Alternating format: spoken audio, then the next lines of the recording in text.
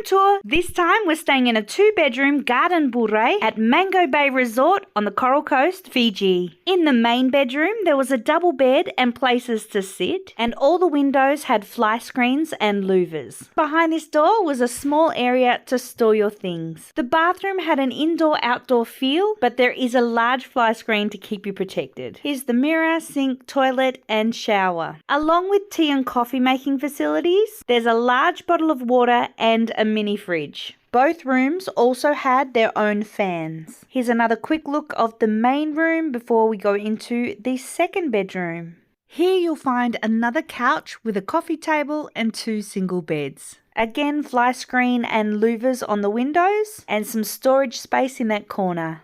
Here's the second bathroom with mirror, sink, toilet and shower.